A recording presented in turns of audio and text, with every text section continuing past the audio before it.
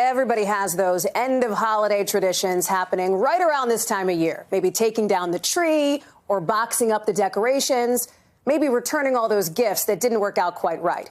Turns out retail returns are a huge challenge for stores. But now some companies are going high tech to get their things to them and your refunds to you faster.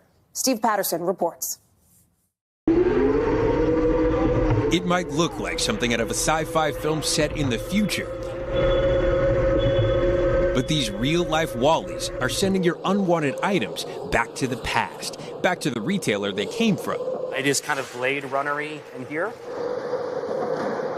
Inside this massive facility for Happy Returns, a company owned by UPS, Chief Operating Officer Tim Fair says they're using new technology to tackle an old but growing problem. Some $890 billion a year in merchandise is returned, but on top of that expense is the costly process of getting all that stuff back. Easy returns are challenging and expensive. Some companies, like Optoro, are using AI to analyze giant piles of returned clothes like this to determine if and how they can be put back on shelves. And here at Happy Returns, it's all about robots. How much more efficient is this than a human doing it? Yeah, so we doubled our productivity when we implemented this. So that's a radical advancement. Here's how it works. What do I do? Okay, so you're going to start your return online. You take your unwanted gift and drop it off unboxed at a Happy Returns site, which could be inside an Ulta store, for example, and it gets shipped here.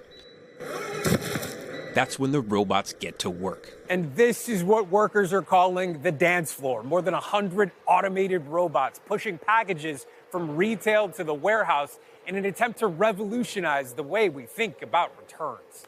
Let's say you're returning an Everlane return. Okay. We would combine those items with your return with 10 or 15 other returns that came in that day from a bunch of different brands.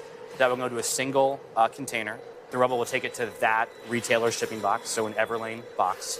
When that box is full, we'll put it on a pallet, and then once a week we'll ship all those items to Everlane. The robots, Fair says, cut processing times down significantly, meaning that items can get to retailers and back on the shelf more quickly and cheaply. But do those savings come at a cost? What about the guys and the girls who work here and am I looking at people that are going to have their jobs replaced as well? Most of our employees are very excited. Essentially, we've made the job easier for them and allowed them to move away from more rote or challenging tasks into areas where they could add more value.